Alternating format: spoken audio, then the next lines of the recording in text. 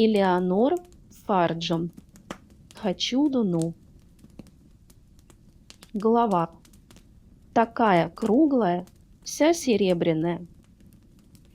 Как-то вечером дочка короля выглянула в окошко и увидела на небе красивую, круглую, серебряную луну.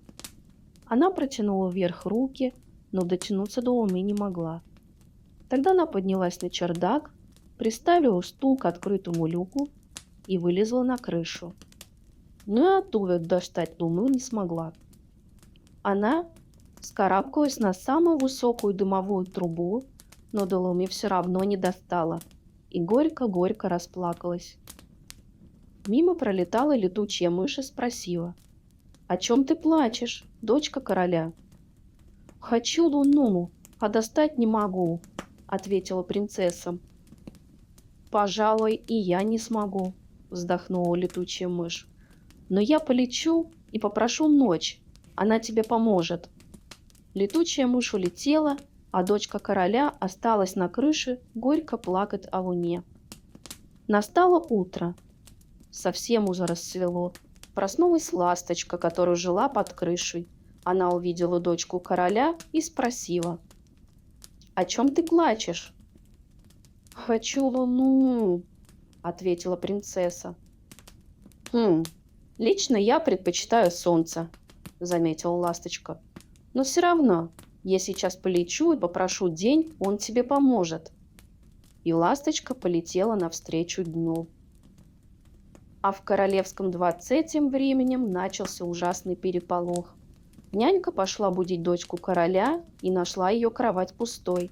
Она тут же прибежала к королю и забарабанила в его дверь кулаками. «Проснитесь, проснитесь! Вашу дочку украли!» Король в ночном колпаке выскочил из постели и закричал в замочную скважину. «Кто?» «Мальчишка, который чистит серебряную посуду», — ответила нянька. «Еще на прошлой неделе пропала серебряная тарелка. Кто украл тарелку, тот украл и принцессу». «Посадить мальчишку в тюрьму», — приказал король. Нянька опрометью бросилась к казармам и велела генералу арестовать мальчишку, который чистит королевское серебро. Генерал надел шпоры и эполеты, пристегнул шпагу, все свои ордена и медали и дал солдатам приказ отправляться по домам на недельный отпуск. Зачем? Ну как же, чтобы попрощаться сначала с родной матушкой. «Мальчишку мы арестуем 1 апреля», — объявил генерал, и заперся в своем кабинете обдумывать план операции. А нянька вернулась во дворец и доложила обо всем королю. Король от удовольствия потер руки. «По делу мальчишки», — сказал он. «1 апреля мы его арестуем, а пока займемся-ка розысками принцессы». И король послал за своим главным сыщиком и рассказал ему, что случилось. Главный сыщик сделал умное лицо и сказал: «Первое, надо найти ключ к тайне. Второе, снять отпечатки пальцев». «Чьих?» — спросил король. «Каждого и всякого», — ответил главный сыщик. «Даже моих?» — спросил король. «Конечно», — воскликнул главный сыщик, «ведь, Ваше Величество, первый человек в государстве, само собой, мы начнем с вас». Король был польщен и протянул главному сыщику 2 больших пальца. Главный сыщик развел в тарелку черную сажу, и король приготовился было окунуть в нее свои большие пальцы, как вдруг явилась королевская кухарка и сказала: «Я подаю в отставку». «Почему?» — спросил король. «Потому что сколько ни бьюсь, никак не могу разжечь плиту», — сказала кухарка. «А если плита не горит, мне совершенно здесь нечего делать». «Почему же плита не горит?» — спросил король. «Потому что вода. Я ее вытираю, а она все капает и капает из дымоходной трубы прямо на плиту. И огонь не разгорается, а без огня обед не приготовишь. Ведь верно? Значит, я ухожу». «Когда?» — спросил король. «Сию минуту», — ответила кухарка. «Нет, сначала оставь отпечатки пальцев», — сказал король. «А это больно?» — спросила кухарка. «Что ты, ни чуточки», — сказал король. только щекотно.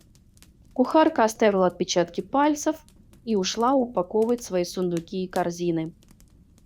Как только разнеслась весть, что королевская кухарка подала в отставку, тут же все кухарки в королевстве тоже подали в отставку, потому что королевский дом для всех пример, для герцогов и для графов, для булочников и башмачников, для всех Джонни, Джеков и Джонов.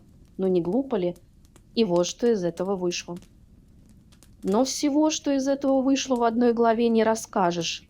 Поэтому, если хотите узнать, что было дальше, переходите к следующей главе.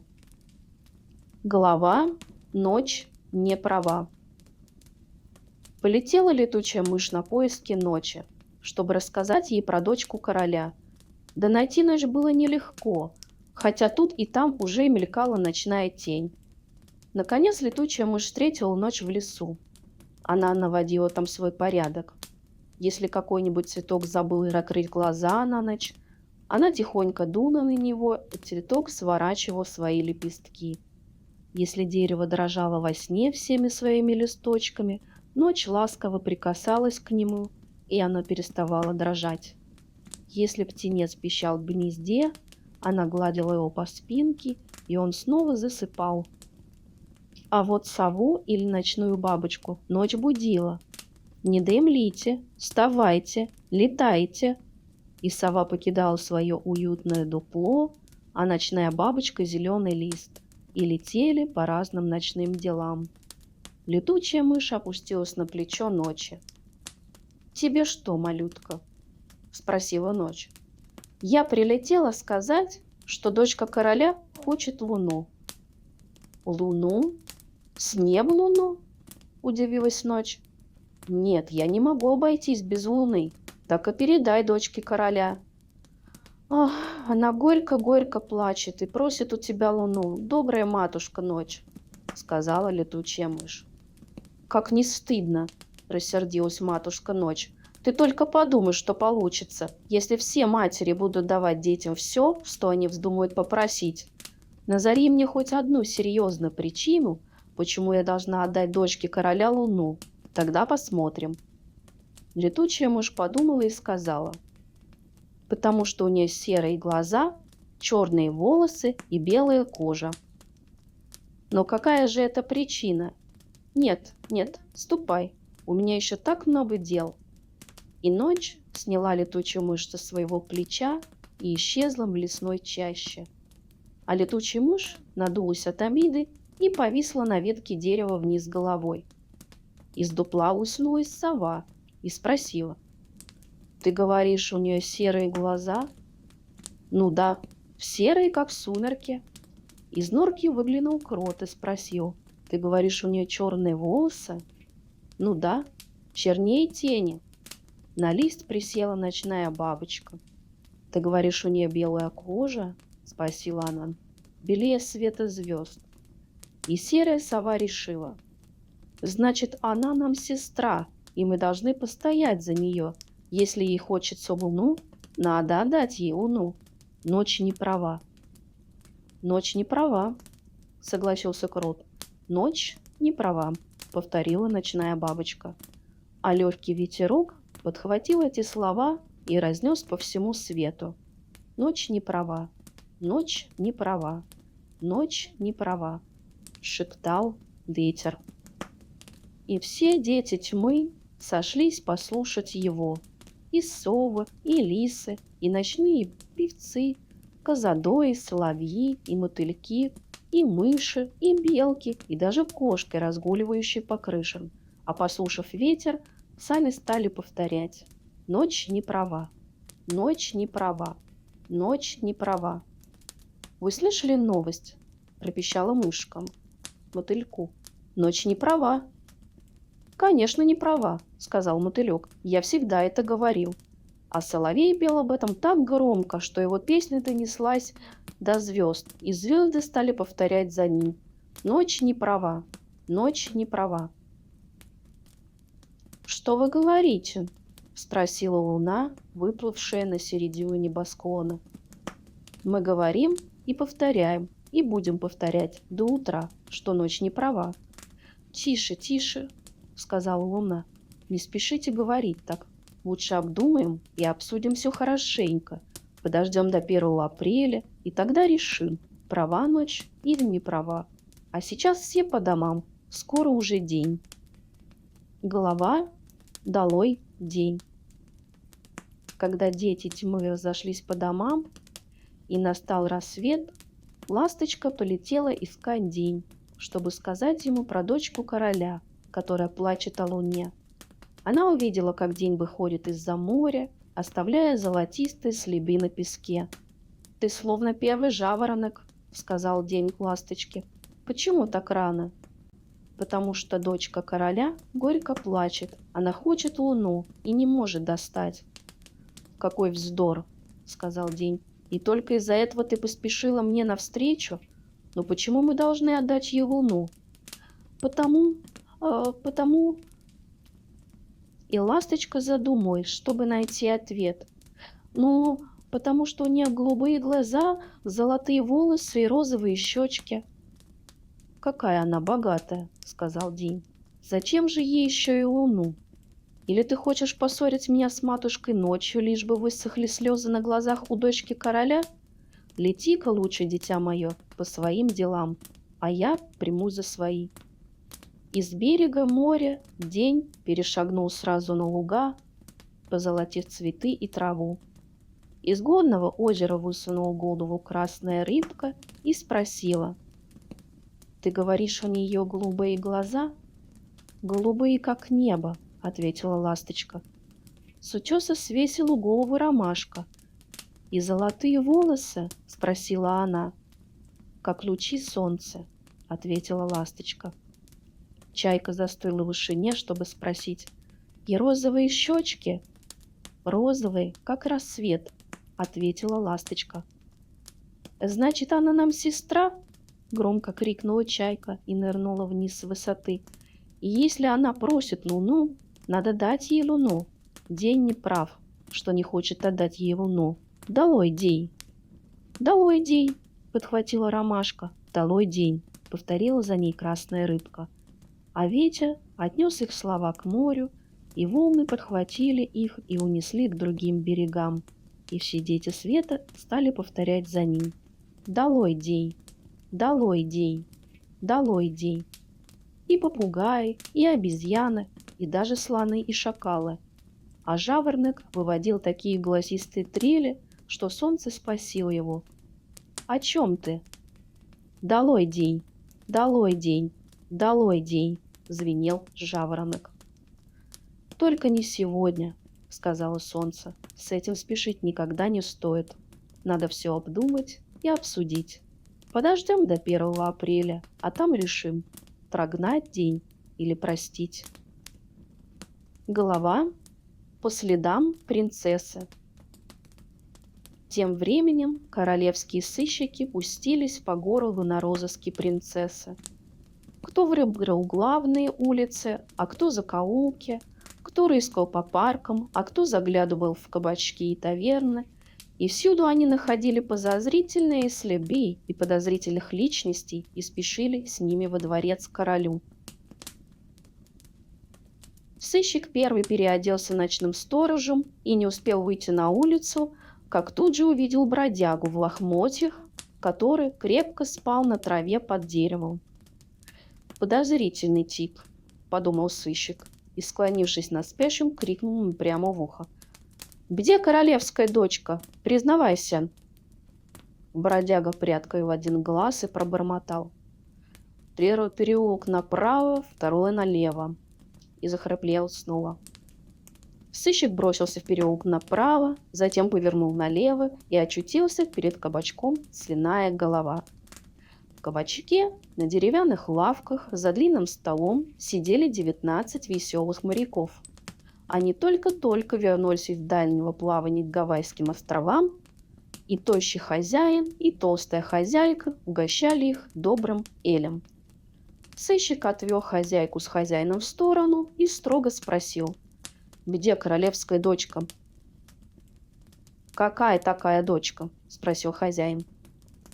«Где-нибудь да есть, только не здесь», – ответила хозяйка.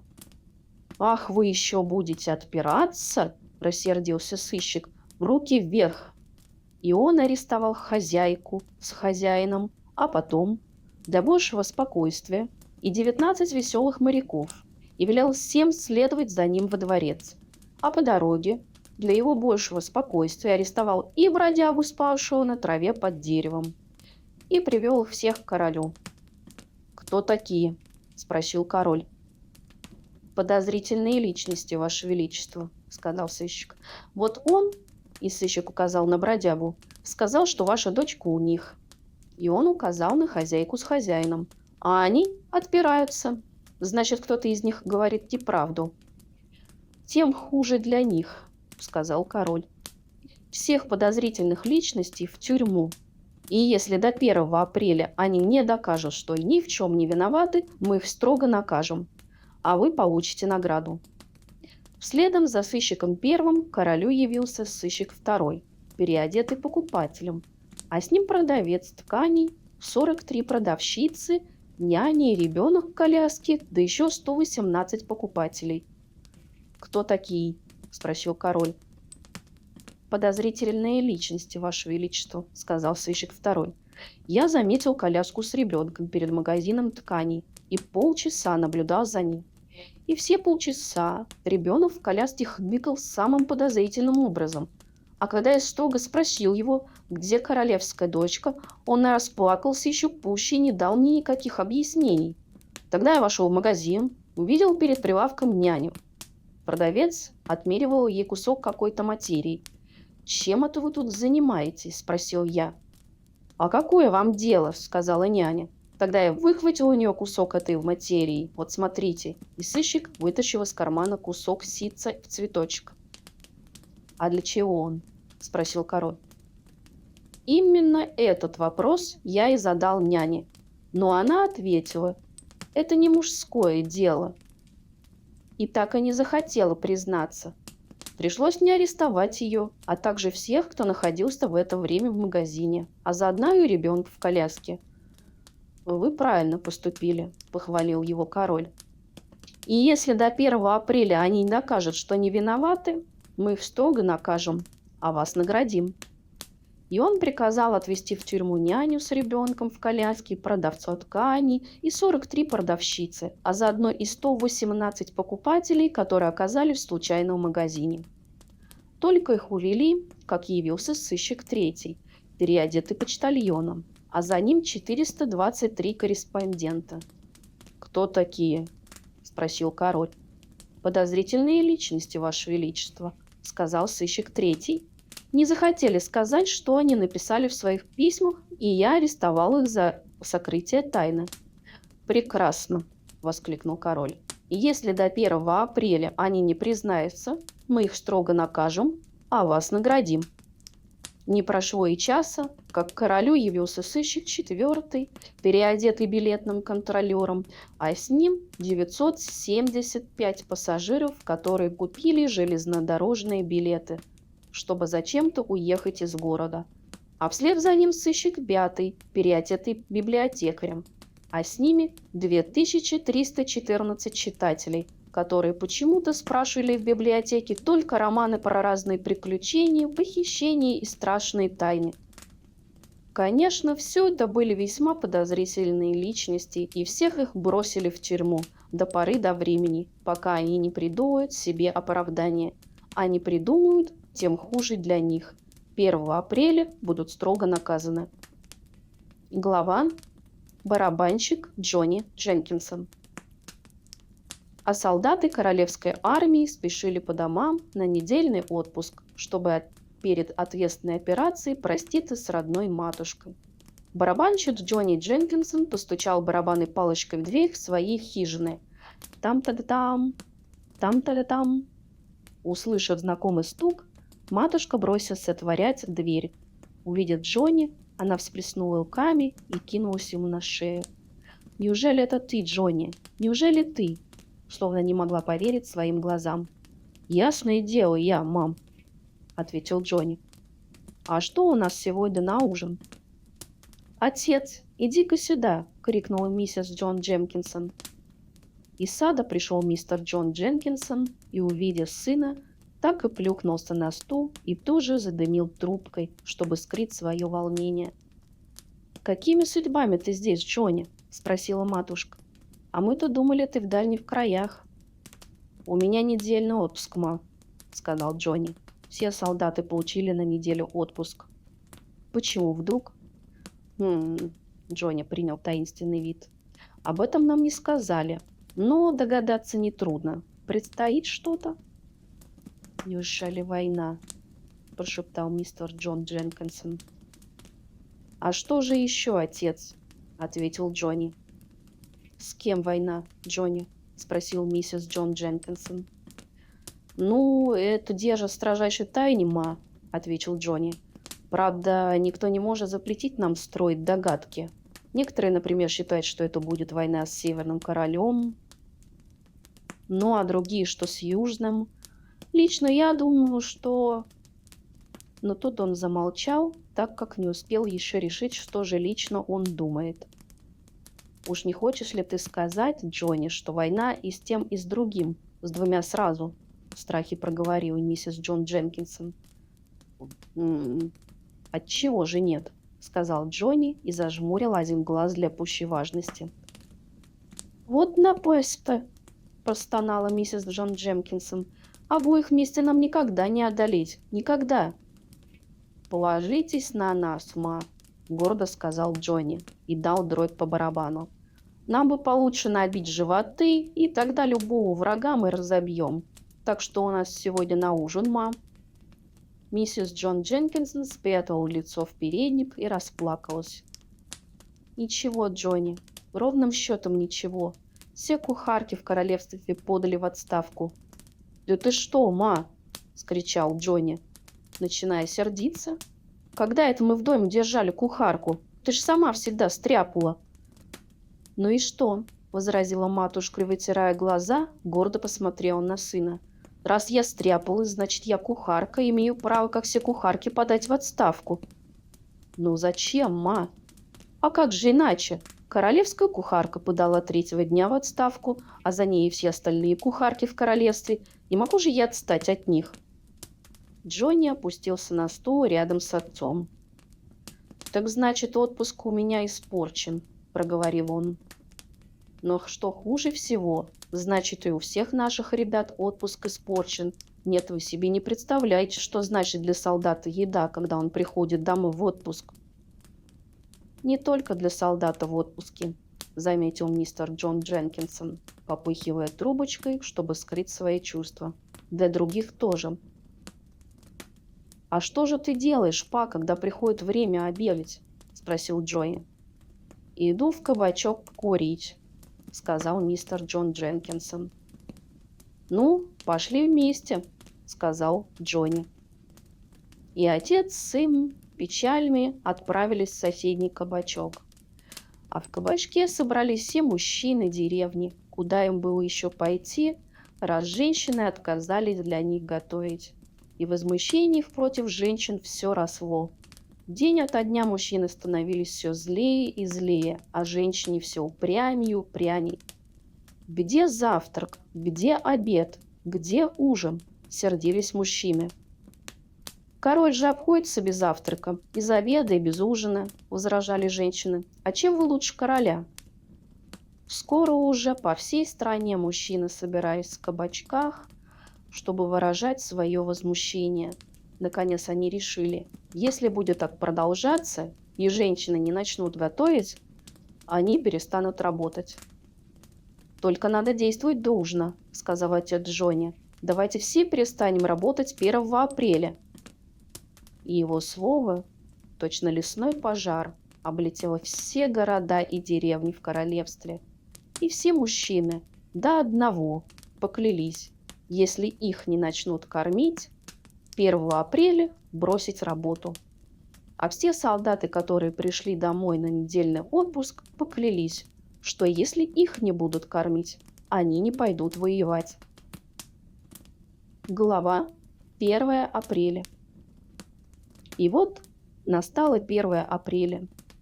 Король сам сварил себе утренний кофе и, отхлебнув первый глоток, сказал: Сегодня все арестованные будут строго наказаны. Королевский генерал сам намазал хлеб маслом и сказал: сегодня будет арестован мальчишка, который чистит королевское серебро. А все мужчины в королевстве сказали: сегодня мы бросаем работать. И все солдаты заявили: больше мы не станем воевать. А луна созвала детей тьмы и сказала: сегодня мы решим, права ночь или не права. И такое тут началось.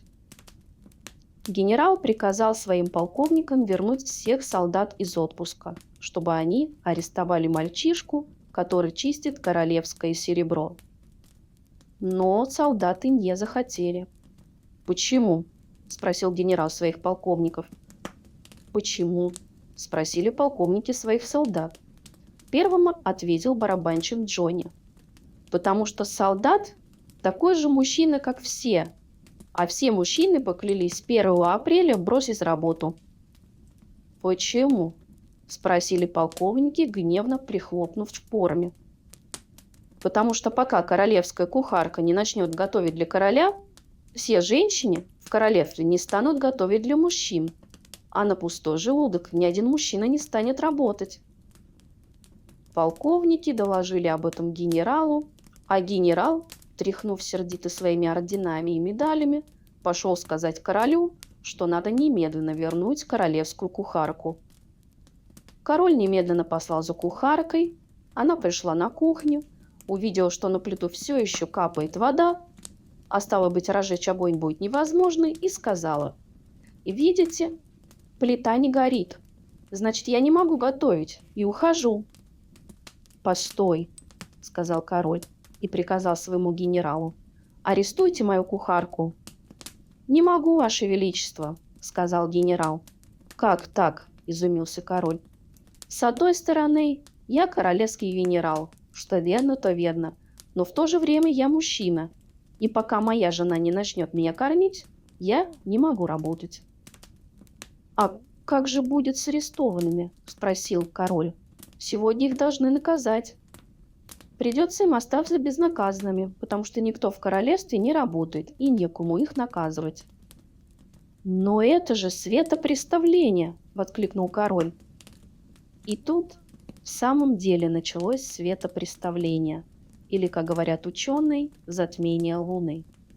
Солнце зашло на востоке, собаки замяукали по-кошачьи, звезды спустились с неба и пошли гулять по земле. Часы в полдень пробили полночь, ветер подул совсем не в ту сторону, петух прокричал свою кукурику луне, а луна взошла над землей. Но не той стороной, не серебряной, а темной, почти совсем-совсем черной. И тут открылась дверь, и в приемную короля вошла королевская дочка, прямо как была, в ночной рубашке. Голова, ночь, права. Король бросился к ней, прижал ее к сердцу и спросил: «Доченька, где ты пропадала?» «Я сидела на дымовой трубе, па», — ответила дочка короля. «Зачем же ты сидела на дымовой трубе, моя крошка?» «Мне хотелось достать луну», — ответила принцесса. «Она такая красивая, такая круглая, вся серебряная». Но тут нянька схватила дочку короля за руку и потащила вон из комнаты. «Ах, неслушница!» — сердито ворчала она. «Да у тебя вся рубашка промокла. Что ты делала?» «Я плакала», — ответила дочка короля. «Всю ночь и весь день, всю ночь и весь день, и промочила рубашку». «И рубашку, и крышу, и дымовую трубу!» — сердилась нянька. «И плиту!» — воскликнула тут кухарка. Она бросилась бегом на кухню прямо к плите. Теперь на плиту ничего не капало, и кухарка быстренько разожгла огонь и принялась стряпать. А король, хлопнув в ладоши, сказал генералу: «Теперь нам не придется арестовывать мальчишку, который чистит королевское серебро». «Почему?» – спросил генерал. «Потому что он не крал дочь короля», – сказал король. «И можете отпустить всех, кого посадили в тюрьму и должны были строго наказать». И вот все вышли на свободу. И бродяга, и 19 веселых моряков, И нянь с ребенком в коляске, и продавец, и 43 продавщица, и 118 покупателей, и 423 корреспондента, и 975 пассажиров, которые хотели прогуляться за город, и 2314 любителей увлекательных романов про загадочные происшествия. Словом, все-все. И тогда король сказал своей дочке: «Я не буду на тебя сердиться, если ты мне дашь одно обещание». «Какое?» – спросила дочка. «Никогда больше не плакать о луне». «Не буду», – пообещала дочка короля. «Луна мне больше не нравится. Она, оказывается, вовсе не серебряная, а совсем-совсем черная». «А что у нас сегодня на обед?» «А что у нас сегодня на обед?»